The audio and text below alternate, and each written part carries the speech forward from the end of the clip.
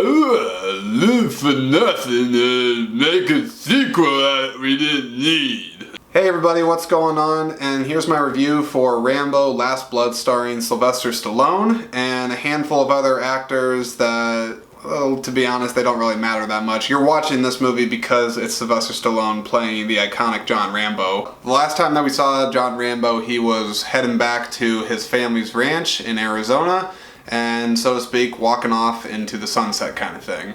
And at the time, I thought that that was a befitting ending to the saga that is Rambo. And then Rambo Last Blood came out, and my thoughts afterwards were exactly what they were before. Rambo, I thought at least, had ended back in 2008 with Rambo 4, where he goes and helps out some Christian missionaries in Burma, basically from getting raped and killed, and ends up spraying away a bunch of guys on a 50 cal machine gun thing. There's been a ton of memes made of it where he's doing this. The story of Rambo Last Blood picks up 10 years after the events of the last one were there. So he's back at his family's ranch, and there's this older lady that's living there, and his niece, I think. That's actually one part of the movie I was actually pretty confused about, was who this girl that's living on the ranch is in relation to him. I didn't know if it's actually a bloodline relative, if it's a friend of his. I don't really know, because it's one of the several problems I have with this movie is that the writing is not good pretty much consistently throughout this movie. I still think it counts in an action movie like this.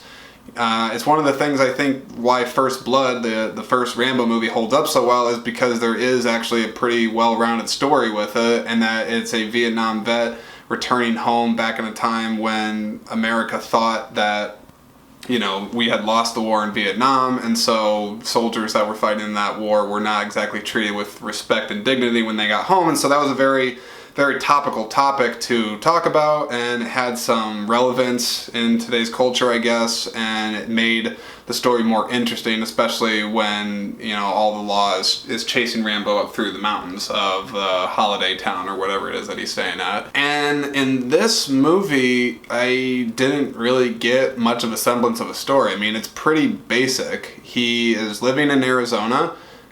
He's watching over this girl. This girl goes to Mexico when she probably shouldn't, gets kidnapped by some cartel type people for some sex trafficking, and then it's up to Rambo to basically go down there, save her, and kill the bad guys, right?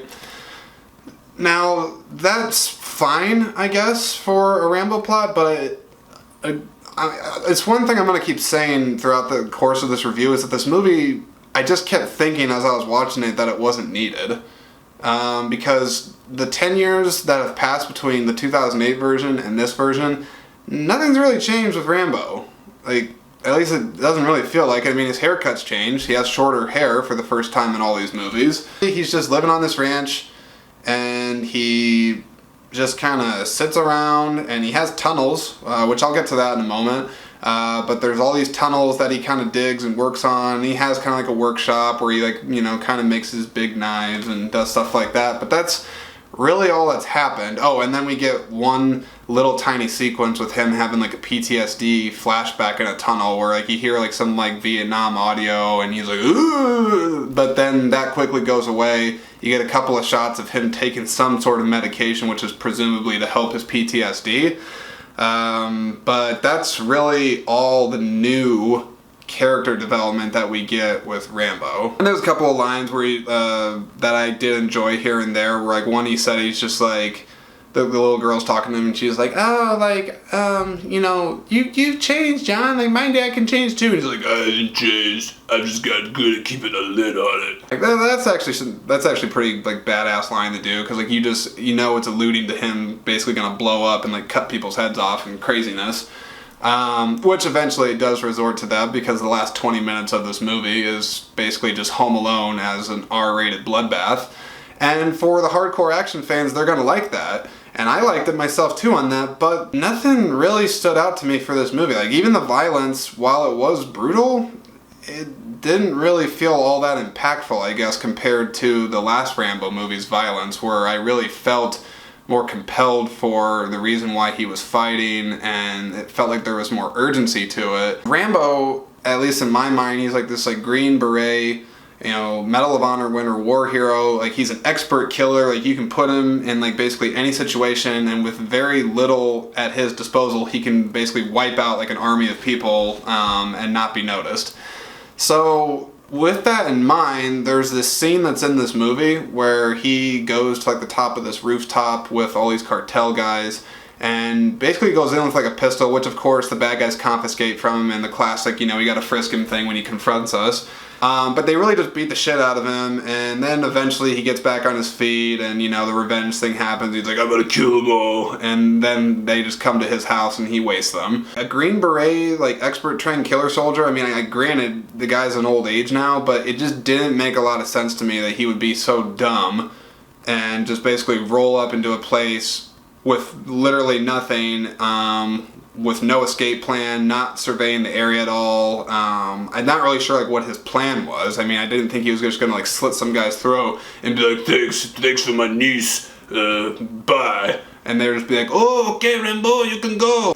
Yeah, that scene alone had a lot of different problems for me. What else can I say about this movie? Sylvester Stallone looks great for being like 73. That's pretty cool. Some of the things that they did in the movie weren't terrible.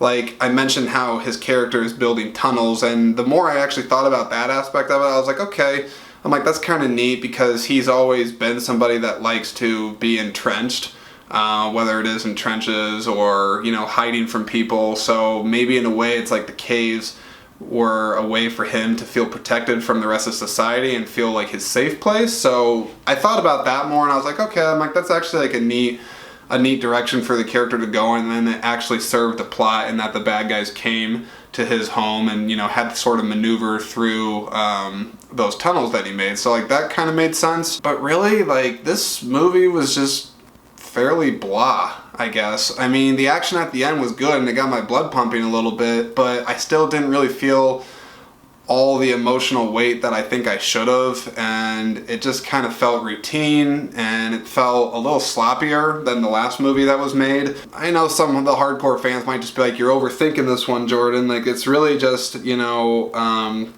a slow pressure cooker of a movie until it pops and he goes insane and kills everybody. But honestly, for a Rambo movie, there wasn't that much of that. I mean, the last 20 minutes were great, but there's still like a whole hour worth of the movie that, if I'm being honest, it's fairly boring by the numbers and isn't really all that memorable for this character. I am going to give Rambo Last Blood a D+.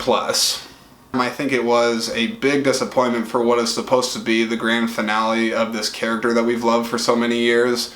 I really just maybe felt like they could have reworked the script or the story, or maybe just not done this thing all together and just been happy with how the last one ended, because this movie is just not good. Thank you so very much for watching this review. If you like this, check out my other reviews I have. So thank you very much for watching. Go ahead and subscribe if you haven't, share with your friends, all that good stuff, and do not see Rambo Last Blood.